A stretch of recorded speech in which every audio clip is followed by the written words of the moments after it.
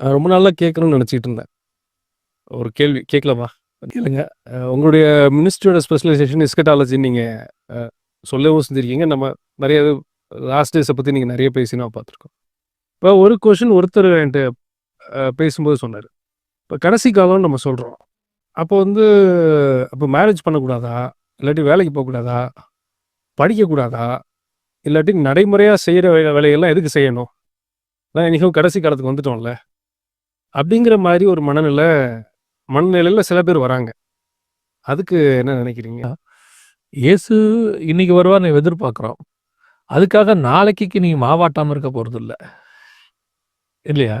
நாளைக்கு சாப்பிடுறதுக்கான ப்ரிப்பரேஷன பண்ணி வச்சுட்டு நீங்க படுப்பீங்க. வந்தார்னா போயிற போறோம். வராட்டி நாளைக்கு தோசை சுட்டு சாப்பிட போறோம். அவ்வளோதான். நான் ஒரு சிம்பிளா புரியறதுக்காக எப்பவும் சொல்லுவேன் இந்த மாதிரி. ஸோ நான் என்ன நெனைக்கிறேன்னா, நம்ம பார்க்குற வேலைய நம்ம பார்த்துட்டே இருக்க வேண்டியது தான். இதுல அ ஆர்டர் வரப்போறார்ன்றதுக்காக நம்ம பாட்டுக்கு எந்த வேலையும் பார்க்காம இருக்கக்கூடாதுன்னு நான் நெனைப்பேன். ட்ரூ நீங்க அழகா சொன்னீங்க. ஏன்னா சில பேர் என்ன நெனைக்கிறாங்க, லாஸ்ட் டேஸ பத்தி பேசுறவங்க ரொம்ப நெகட்டிவிட்டிய ப்ரமோட் பண்றாங்க. அது ஆக்சுவலி தவறான விஷயமா தான் நான் பார்க்குறேன். ஏன்னா, லாஸ்ட் டேஸ பத்தி சொல்லும்போது, அதோட நிப்பாட்டியிருந்தோம்னா, நெகட்டிவிட்டிய சொல்றேன்னு கூட இவங்க சொல்லலாம். அதுல ஒரு பெரிய ஹோப்ப தானே நம்ம குடுக்குறோம். இல்ல லாஸ்ட் டேஸ்ங்கிறது ஏன் அவங்களுக்கு நெகட்டிவிட்டியா வருதுங்கிறதே எனக்கு இன்னுமே புரியாம தான் இருக்கு ஒரு விஷயத்துல. இப்போ ஒரு கிளாஸ்ல எக்ஸாம்ங்கிறது நெகட்டிவிட்டியா? பாசிட்டிவிட்டியா?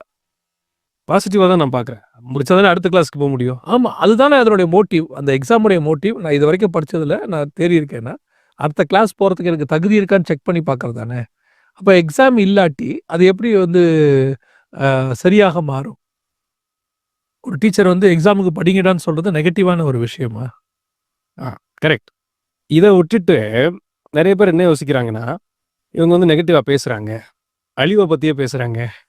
ஐ திங்க் அது கரெக்ட்டா புரியாதனால அவங்க இந்த கேள்வி வருதுங்கிற அவங்களுக்கு வந்து நான் எப்படி எடுத்துப்பேன்னா, அவங்க இன்னும் ரெடி ஆகல. அந்த வருகைக்கு அவங்க ரெடி ஆகல. இப்ப நான் வந்துட்டு எங்க அப்பா வந்து ஒரு 10 வருஷமா ஊர்ல இருக்காரு. வெளியூர்ல இருக்காரு. எங்க அப்பாவ நான் பார்க்க முடியல. இப்ப மாரி ஒரு வீடியோ காலிங் அந்த மாரிலாம் கிடையாதுன்னு வச்சுக்கோங்களேன். எங்க அப்பாவ என்னால பார்க்க முடியல. 10 வருஷம் கழிச்சு எங்க அப்பா வராரு. வராருங்கிறது எனக்கு சந்தோஷத்த குடுக்குமா? எங்க அப்பா வந்தவுடனே என்ன வந்து ப்ராக்ரஸ் ரிப்போர்ட் கேட்பாரு. எங்க அப்பா வந்தவுடனே இதா இருக்குது. அப்படிங்கிறது எனக்கு நெகட்டிவா குடுக்குமா? எல்லாத்தையும் தாண்டி எங்க அப்பாவ பார்க்குற ஆசை எனக்கு இருக்கும்ல. ட்ரூ, அப்ப வருகைங்கிறது அப்படித்தானே நான் பார்க்கணும். ட்ரூ, பார்க்க பயப்படுறவன் யாரு பயப்படுவான்னு பைபிள்ல ஆண்டவரே சொல்றாரு.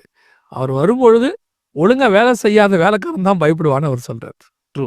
அதனால வந்துட்டு அவங்க ஏன் அப்படி எடுத்துக்கிறாங்கன்னு தெரியல எனக்கு. அழகா சொன்னீங்க.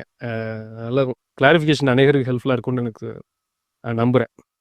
2000 வருஷமா பார்க்காத எங்க அப்பாவ நான் பார்க்க ஆசைப்படுறேன். எங்க மூத்த சகோதரர்கள் அப்போஸ்தலர்கள்லாம் பார்க்க ஆசைப்பட்ட எங்க அப்பா ரிட்டர்ன். அவர் வரப்போறாரு. நான் பார்க்க சந்தோஷமா தானே இருக்கணும். எதிர்பார்த்து தானே இருக்கணும். ட்ரூ. அத வந்து இவங்களுக்கு அந்த அந்த வியூல அவங்க அத பார்க்கல போல. வந்து அடிப்பாரோ, உதைப்பாரோ, குத்துவாரோன்ற மைண்ட் செட்லயே இருக்காங்கன்னு நான் நினைக்கிறேன் அத.